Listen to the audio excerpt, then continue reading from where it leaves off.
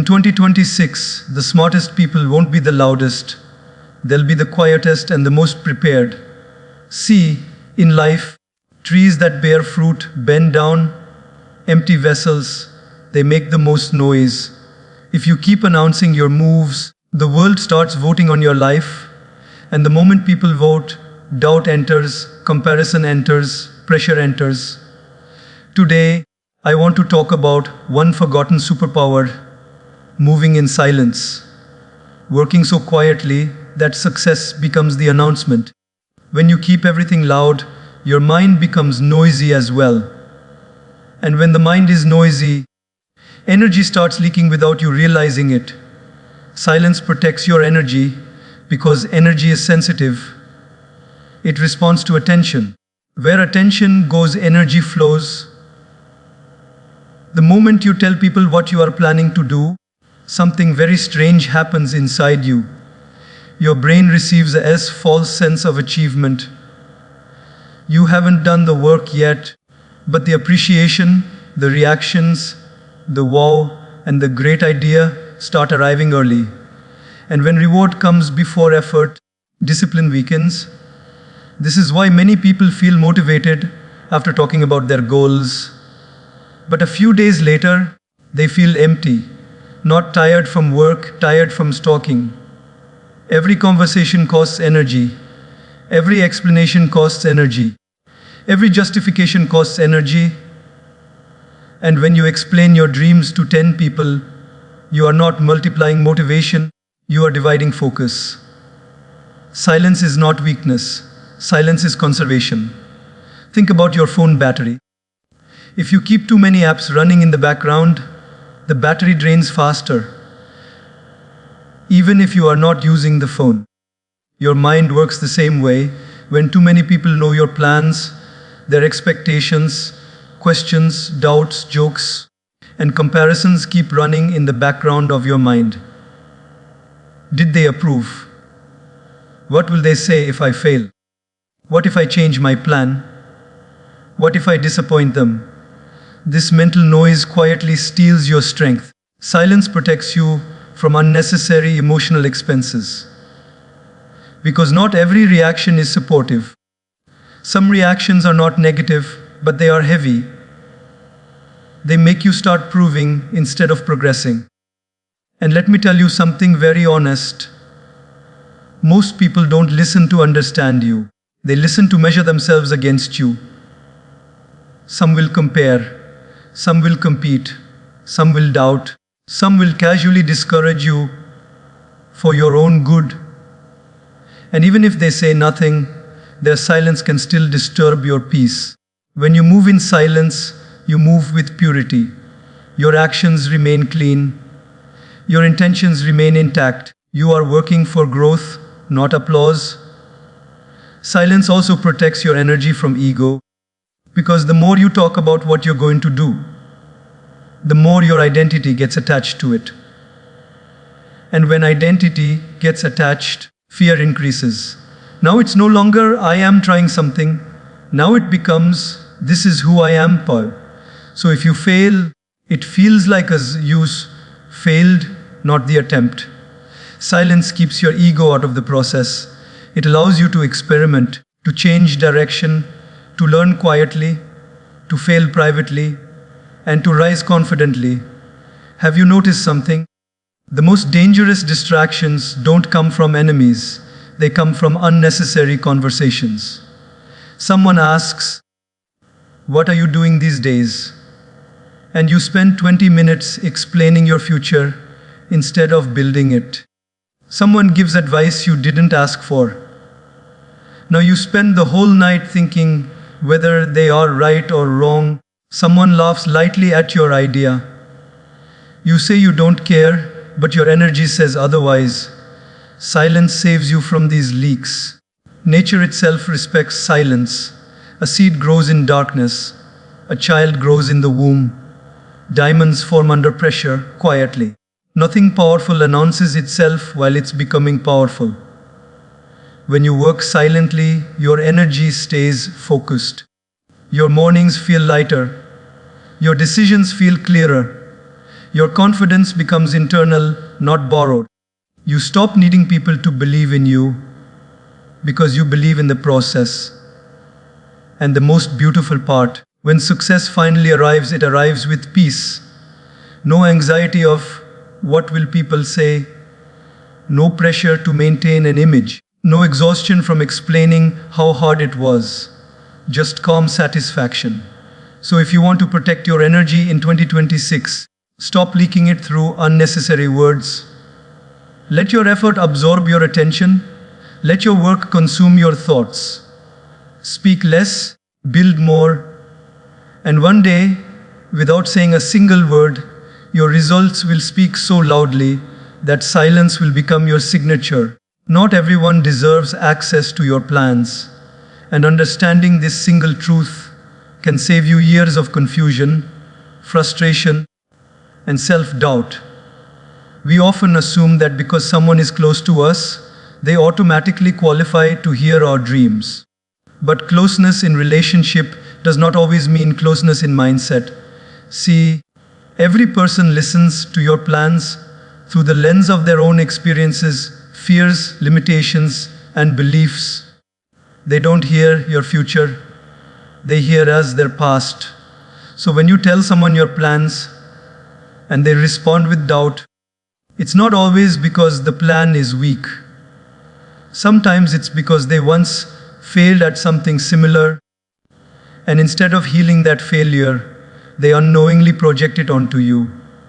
That's why privacy is not secrecy. Privacy is discernment. Secrecy comes from fear. Privacy comes from wisdom. You're not hiding because you're scared. You're protecting because you're building. Think about this carefully.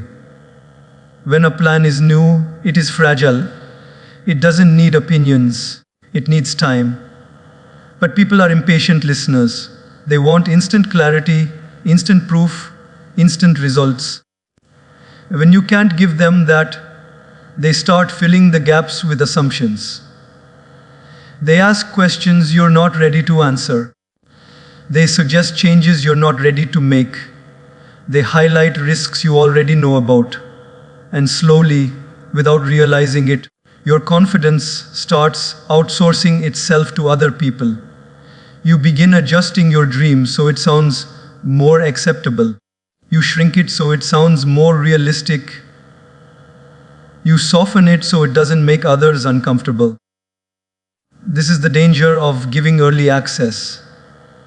Not everyone wants to see you fail, but not everyone wants to see you grow either. Your growth silently threatens people who are comfortable staying the same. So they won't attack your plan directly. They'll question your timing. They'll question your ability. They'll question your stability.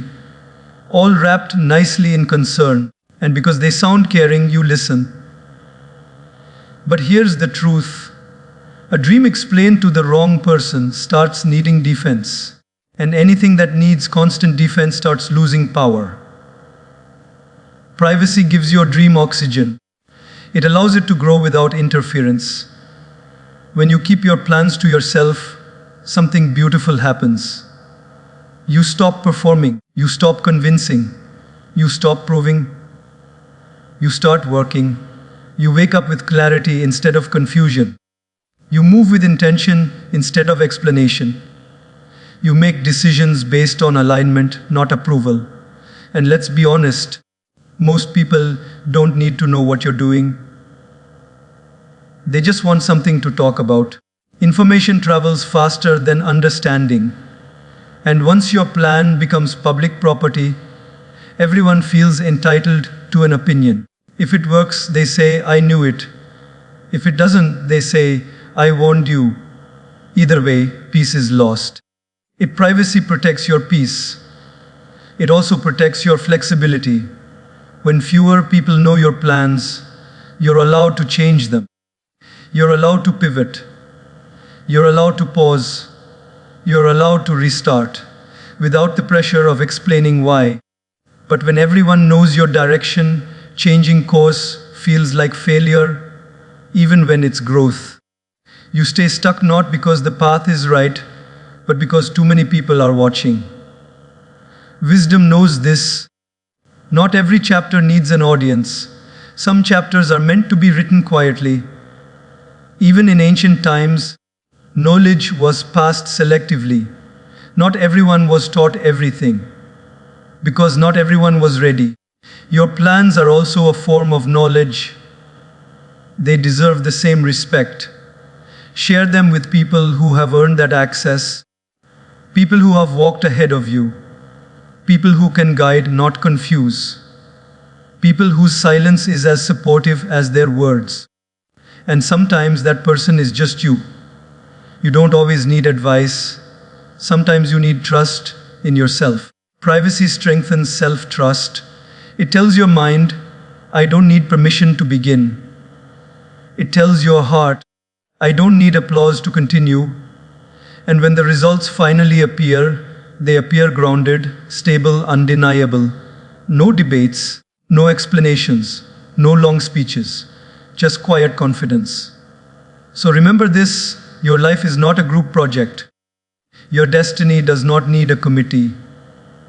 Choose silence not because you're afraid to speak, but because you're serious about becoming. Let people meet the result, not the rehearsal. That is not secrecy. That is maturity. Progress loves quiet environments because real growth is delicate before it becomes strong. When something is new, it needs protection more than promotion. Noise creates pressure, and pressure too early can break what is still forming. Think about how learning actually happens. When you are trying something new, your mind is experimenting, failing, adjusting, and understanding. This process is slow, internal, and deeply personal. It does not perform well under observation. The moment too many eyes are watching, you stop learning freely. You start acting carefully. You become less curious and more cautious. Quiet environments give you permission to be imperfect. In silence, you are allowed to make mistakes without embarrassment. You are allowed to ask foolish questions without judgment.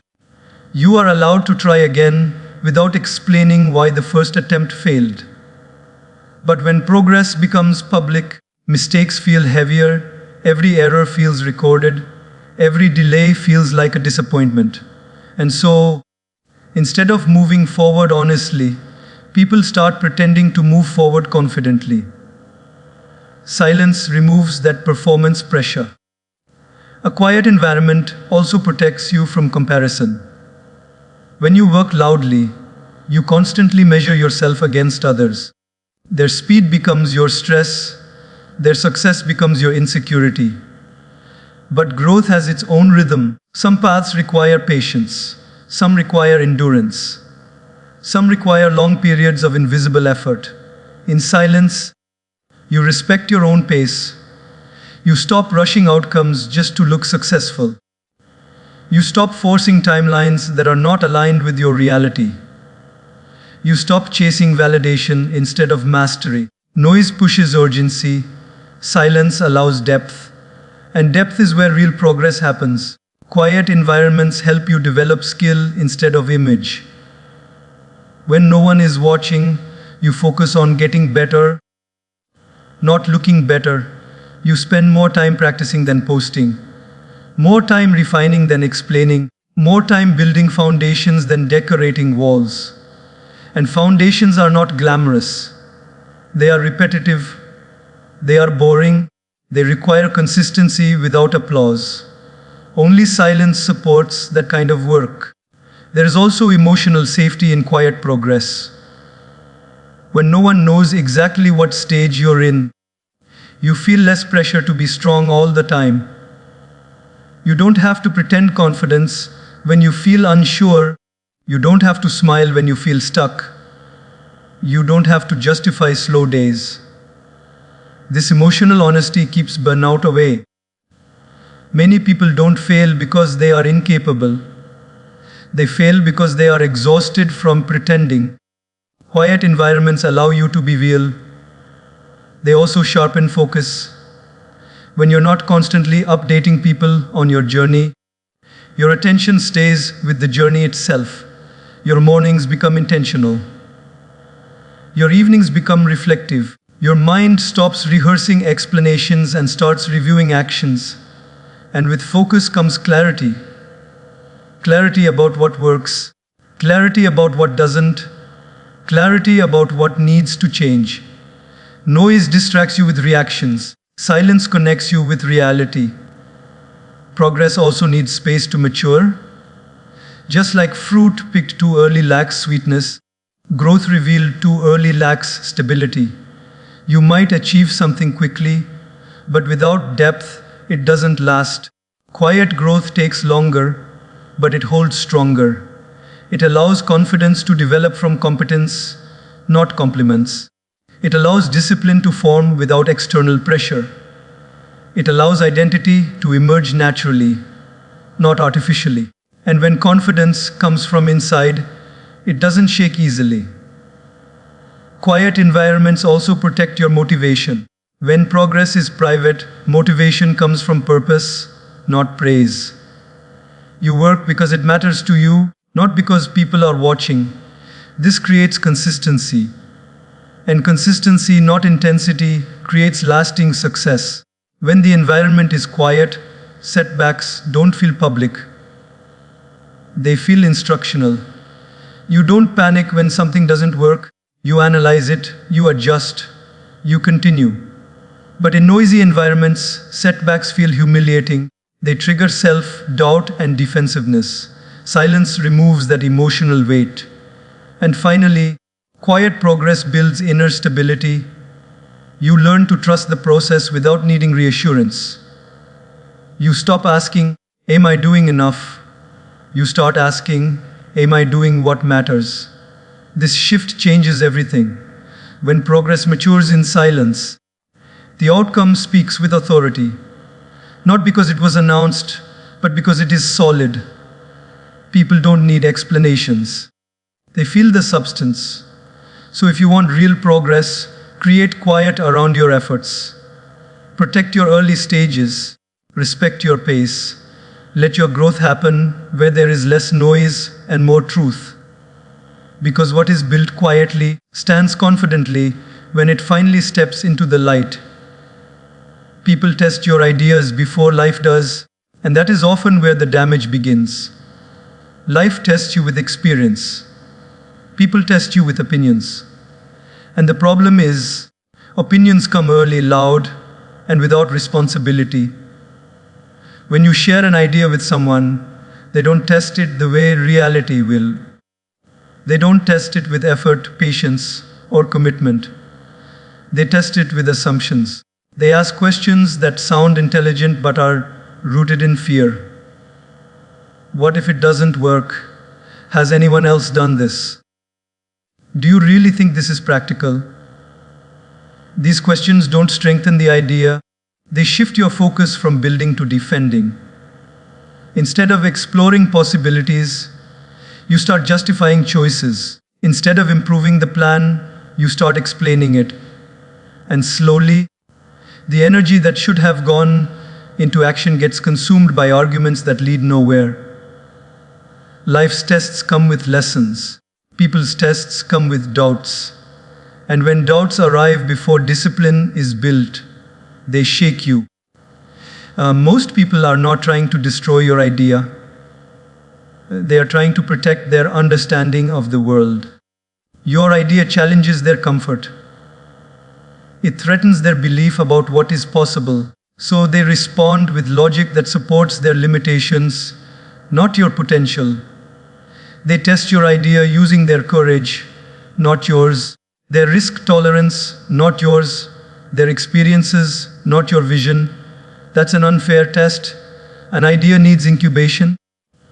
Just like a newborn cannot survive harsh environments, a new idea cannot survive rough scrutiny.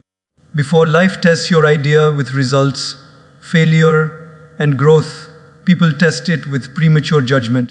And premature judgment creates premature self-doubt. You begin to question things you were once excited about, not because something is wrong, but because someone sounded confident while questioning you.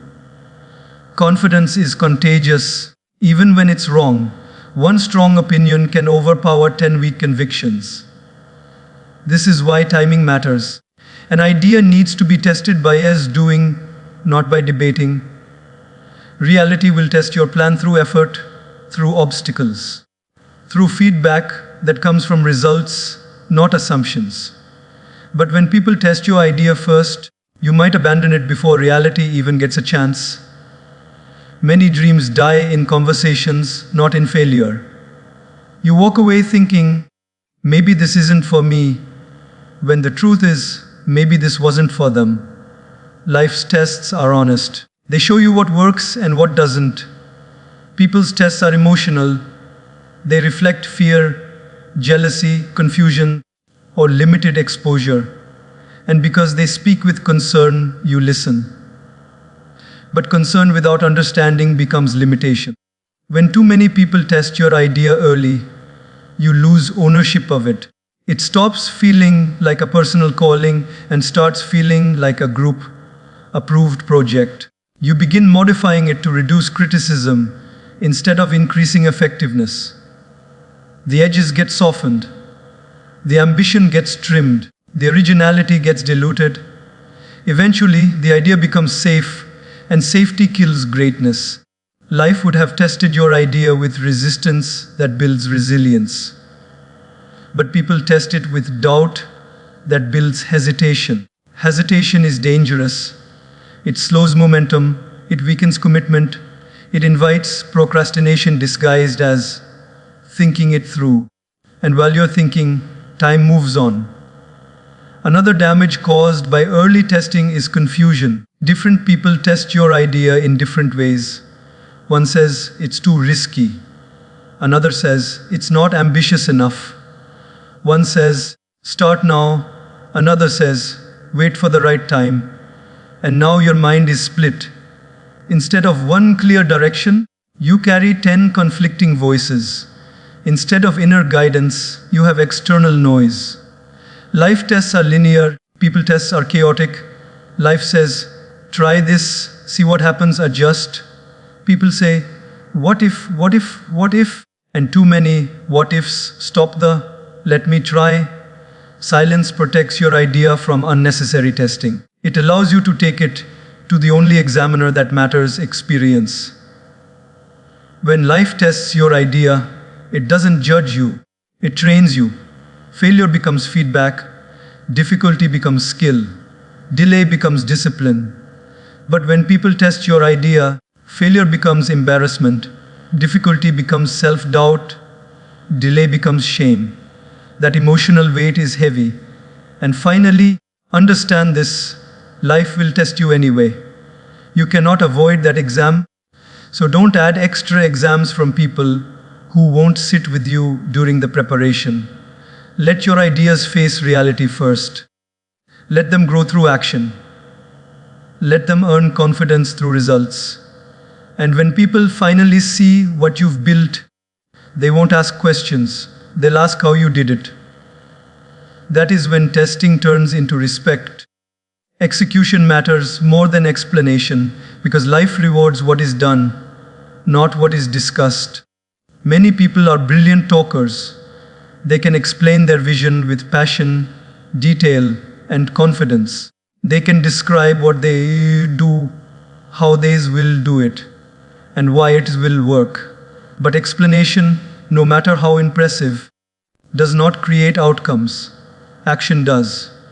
The danger with too much explanation is that it creates an illusion of progress. You feel productive because you spoke confidently. You feel accomplished because people listened. But when the conversation ends, nothing in the real world has changed. Execution is quiet. It doesn't feel dramatic. It doesn't always feel inspiring. Most days, it feels repetitive and uncomfortable. That is why many people prefer explaining over executing. Explanation feeds the ego. Execution feeds the future. When you explain your plans repeatedly, you start mistaking clarity for commitment. You assume that because you understand your goal well, you are close to achieving it. But understanding and doing live in different worlds.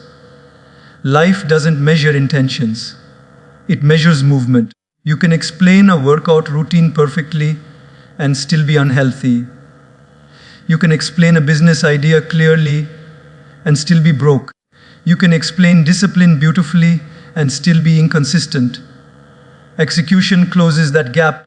Another reason execution matters more is because explanations invite opinions. Every explanation opens the door to feedback, wanted or unwanted, and once feedback enters, focus starts shifting. Instead of asking, "What should I do next?" you start asking, "What will people think?" This slows momentum. Execution, on the other hand, creates its own authority. When something is working, it doesn't need defense, it doesn't need validation. Results speak without effort. There is also humility in execution. When you stop explaining and start doing, you accept that learning will happen on the way. You allow reality to shape your understanding instead of trying to control perception. Explanation tries to manage image, execution builds substance, and substance lasts. Execution also builds confidence the right way, not the loud, fragile confidence that depends on praise, but the quiet confidence that comes from knowing you can show up even when no one is watching. Every small action completed strengthens self-trust. Every task finished becomes evidence that you can rely on yourself. This kind of confidence cannot be shaken by criticism. When you explain too much, you become attached to expectations. You start carrying the pressure of delivering what you promised. And pressure, when self-created, drains joy from the process. Execution frees you from that pressure. You are no longer trying to meet expectations, you are responding to reality. Reality doesn't care what you said you would do. It only responds to what you actually do. Execution also simplifies life. You stop rehearsing conversations. You stop preparing answers for imaginary questions. You stop justifying delays. Your mind becomes cleaner. What's the next step? You do it, then the next. That simplicity creates momentum. Momentum doesn't come from motivation, it comes from movement.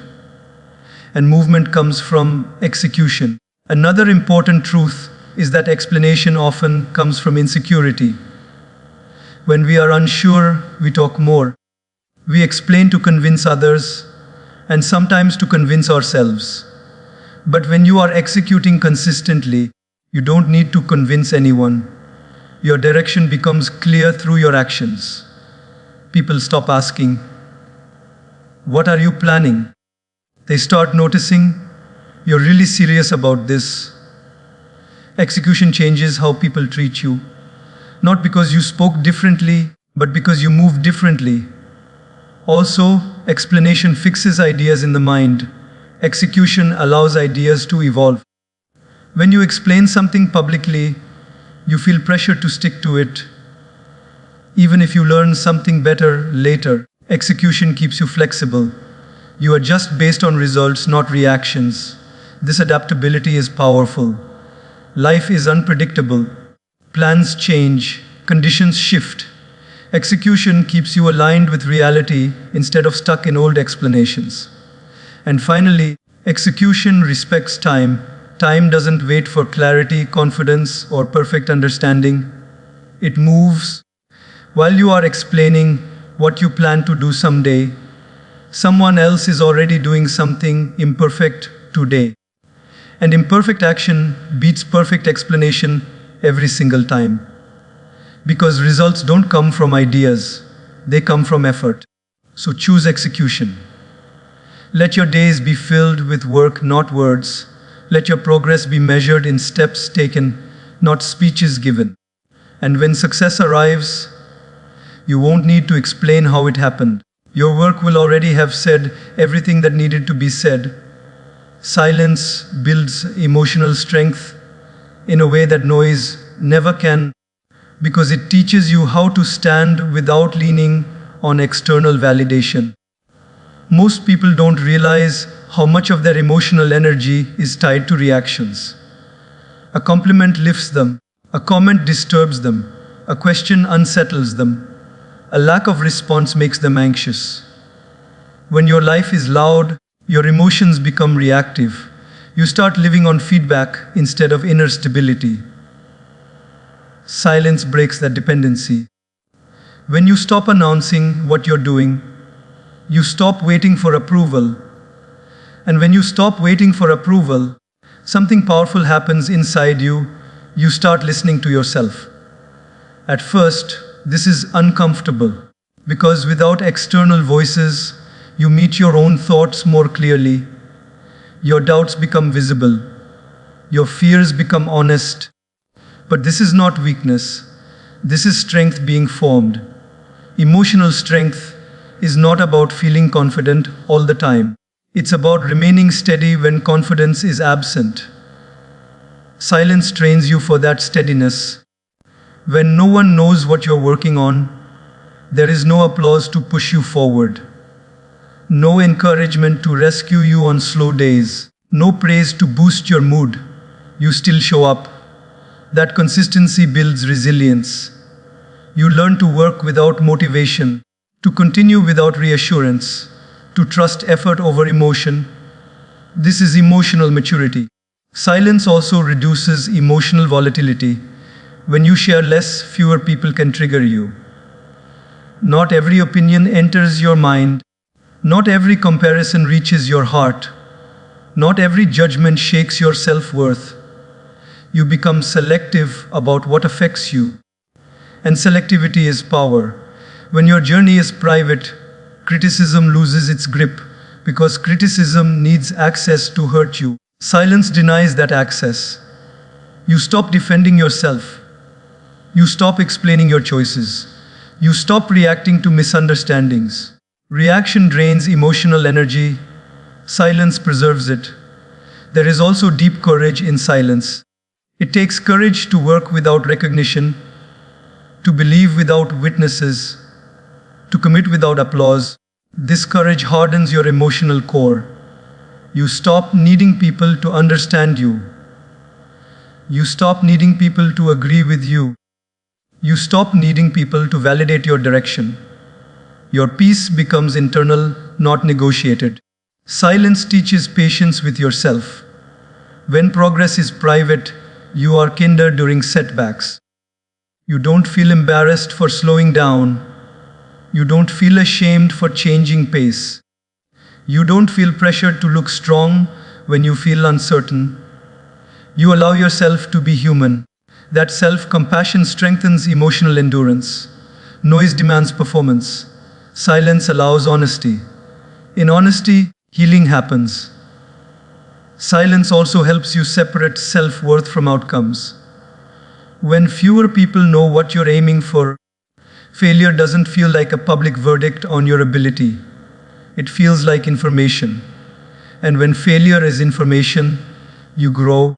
Emotional strength is built when failure doesn't break identity. Silence protects that identity. Another powerful effect of silence is emotional clarity. When you're not busy explaining your life, you start understanding it. You notice patterns, you recognize habits, you see what drains you and what fuels you. This awareness leads to better choices, and better choices create emotional stability. Silence slows down emotional reactions. You stop responding impulsively. Instead of reacting immediately, you pause, you reflect, you respond intentionally. This pause is the space where emotional intelligence lives. People who are loud often react. People who are silent often respond. That difference changes everything. Silence also strengthens boundaries. When you speak less, you reveal less. And when you reveal less, fewer people feel entitled to your emotions. You stop oversharing. You stop carrying other people's expectations. You stop absorbing unnecessary emotional weight. Your emotional space becomes cleaner. And a clean emotional space is easier to manage. Over time, silence rewires how you handle pressure. You stop panicking under stress. You stop overthinking under uncertainty because you have practiced staying calm without external support. That is true emotional strength. It's not loud confidence. It's quiet control. It's the ability to feel deeply without being overwhelmed, to care without collapsing, to move forward without emotional drama. Silence gives you that ability. So when you choose silence, you are not withdrawing from life. You are training for it. You are building an inner foundation that does not shake with opinions, delays, or doubts. And when the world finally notices your results, you won't need their approval to enjoy them. Because your emotional strength was built long before anyone was watching. When you move quietly, distractions reduce in ways most people never expect because silence simplifies your mental environment. Distraction is not always noise outside. Very often, it is noise inside. And that internal noise usually comes from too many voices having access to your journey. When you tell people what you are doing, they don't just hear it once, their reactions stay with you. Their suggestions replay in your mind. Their doubts echo during your quiet moments. Each voice becomes a thread pulling your attention in a different direction. Silence cuts those threads. When fewer people know your plans, fewer opinions follow you into your day, your mind stays focused on the task, not the commentary around it. This is powerful. Distractions don't always appear as obvious interruptions. Sometimes they appear as thoughts like, maybe I should do it this way instead. Maybe they were right. Maybe I should slow down. Maybe I should try something else. These thoughts feel responsible. They feel intelligent. But when they come too often, they paralyze progress. Quiet movement protects you from overthinking. It allows you to commit fully to a direction without constantly second-guessing it. When you move loudly, you feel obligated to entertain input. When you move quietly, you feel free to execute. Freedom increases focus. Silence also reduces distraction by removing the urge to impress. When no one knows what you're working on, there's no pressure to make it look impressive. You stop choosing tasks that look good and start choosing tasks that matter. This shifts attention from appearance to effectiveness. Many distractions come from trying to manage perception. How does this look? Will this be appreciated? Is this impressive enough? These questions steal focus. Silence removes them. Another hidden distraction is emotional distraction. When people comment on your plans, your emotions get involved. Praise creates excitement. Doubt creates anxiety. Criticism creates defensiveness. All of these emotions demand attention. When your work is private, emotions stay calmer. Calm minds focus better, and focus compounds. Silence also limits comparison. Comparison is one of the strongest distractions in modern life. When you are public about your journey, you constantly measure yourself against others who are also visible. Their speed distracts you. Their success distracts you. Their recognition distracts you. Quiet movement keeps you on your own lane. You stop looking sideways and start looking forward. Distractions reduce because your goals stop competing with other people's timelines. Silence creates a straight path. Another benefit of moving quietly is fewer interruptions. When people don't know what you're building, they don't feel entitled to updates. They don't ask for progress reports. They don't request explanations. They don't demand justification for delays. Each conversation avoided saves mental energy, and mental energy is limited. Every unnecessary conversation you avoid becomes attention you can invest in your work. Silence also strengthens routine. When you're not distracted by external input, your habits stabilize. You wake up and do the work. You don't negotiate with your mood. You don't re-evaluate your plan every day. Consistency becomes easier. Consistency reduces decision fatigue. And when decision fatigue reduces, focus sharpens. Silence turns your mind from a debate room into a workspace. Another powerful effect is reduced digital distraction. When you're not announcing goals online, you're less tempted to check reactions. No waiting for likes. No refreshing comments. No monitoring engagement. Your attention stays offline and intentional. This creates deeper work sessions. Depth is impossible in noisy environments. Silence gives you the ability to stay with one task long enough for it to matter. When distractions reduce, time feels different. Hours become productive instead of busy. Days feel meaningful instead of scattered. This sense of control over attention builds confidence. You trust yourself more because you can focus. Silence also protects you from false urgency. When people know your plans, they often push timelines. Why hasn't it happened yet? When will you launch? What's taking so long? These questions create rush. Rush creates mistakes. Quiet movement removes that pressure. You move at the pace required for quality. And quality demands focus. When distractions reduce, creativity increases.